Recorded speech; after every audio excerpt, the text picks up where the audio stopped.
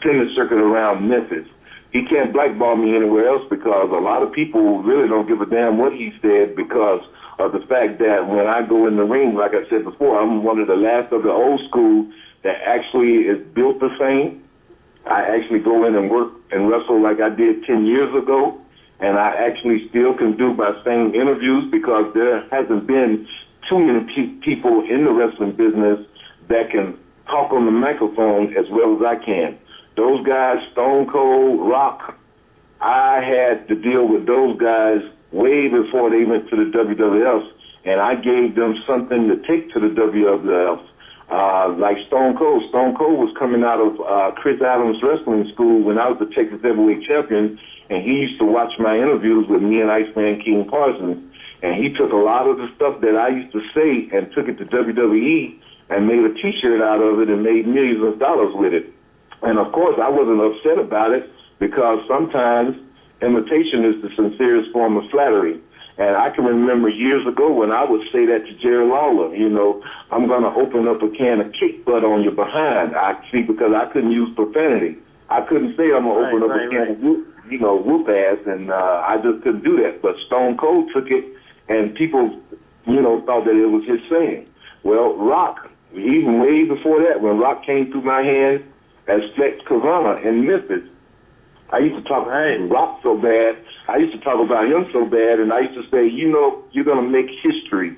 You're going to get your ass whooped in this same building the same way I whooped your daddy behind years ago. And that's got to be some kind of history. And I said, I'm going to kick your candy ass.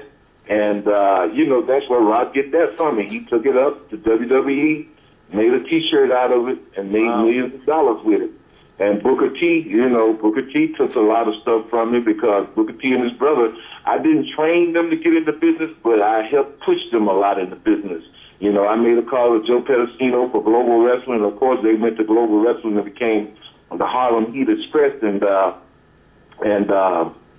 basically, Booker T took a lot of stuff from me.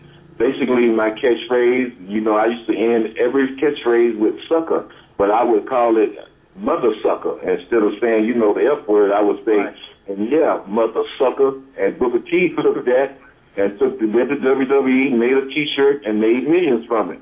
So all of these guys know that they came through my hands and know that I am the original gangster in wrestling. New Jack took a lot of stuff from me, and of course he went over the edge with it doing the hardcore stuff.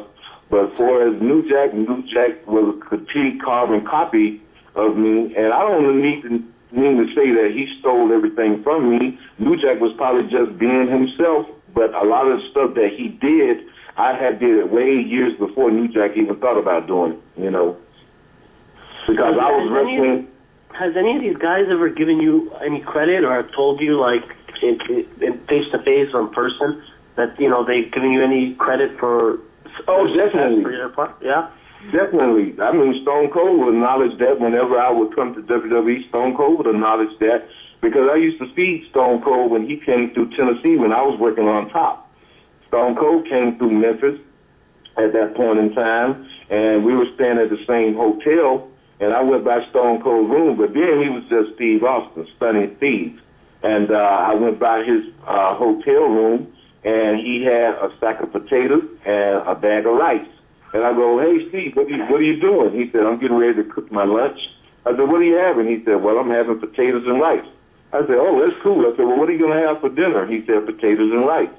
And I said, man, look, come on, let's go to my house because I had a house at that point in time because